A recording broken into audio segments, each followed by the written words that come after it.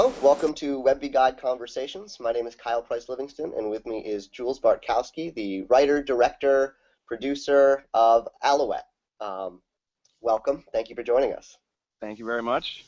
Yeah, Alouette. I was the writer and the co-director of Alouette with my friend Dylan Pastor. Lexi Schaefer, and I, who played the lead character in the show, spent about, I don't know, maybe 7 to 9 months working through the narrative and the scripts, and everyone came down to New Orleans in September of 2011, and we shot it until about March of 2012, and we started rolling out the episodes in the meantime.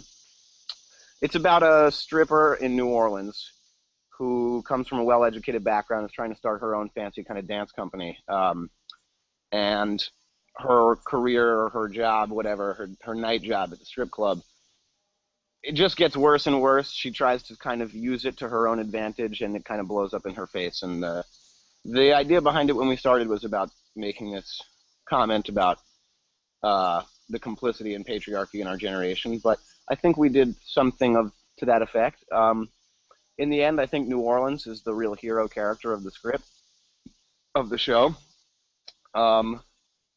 But we worked with Flatlands Productions, which was a brand new production company in New Orleans, friends of mine who have gotten more and more successful since we did it. And we all learned an incredible amount from the project. And let's see, I could tell you about a bunch of people who came down to get involved with it. Noah Applebaum came down from Chicago to play this freaky dream character. And our friend Frank Mosley, who's a filmmaker in Dallas-Fort Worth, came down to play a porn producer. And an old seasoned actor named Tony Paoni played Carl, the owner of the strip club. Yeah,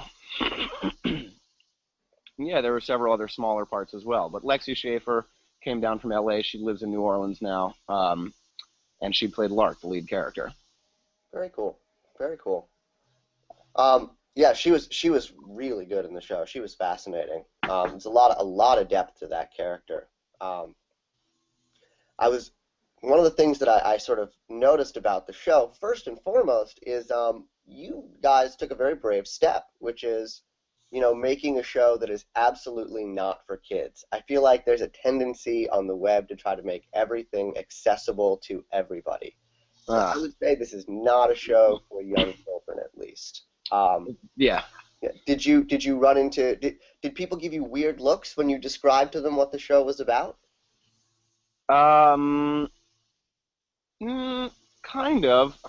I mean, I guess within the circle of people I was collaborating with and working with about it, we all kind of know someone who we went to college with or we grew up with who has some weird career in the dominatrix world or is a stripper, and they carry it with a lot of pride. So when we were telling a story about a girl who's running a contact dance improv studio and is also working at a strip club, people were surprised, but I think they kind of knew people like that themselves as well.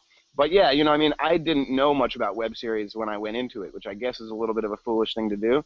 But this is the project that I wanted to make, and I only realized after when we were close to done making it, that it didn't fit in with most of what web series was doing. Well, I think that's actually something that makes it really strong. I think it really stands out because of that. I think it also really stands out because of the way that New Orleans ties in with the story. There's such a sense of location there, and New Orleans is such a fascinating, beautiful city that I think it really adds a lot of layers to the show. What was it like shooting in New Orleans? Oh, thank you. Yeah. Shooting in New Orleans is the best. It's the best. I mean, we did the whole thing guerrilla style. We didn't have any permits or anything. We just went out with a 5D on a PVC pipe over shoulder mount and just wheeled our cameraman around in a wheelchair while he filmed Lexi walking through town. Not that he's wheelchair bound, but that was a nice way to shoot it. Right.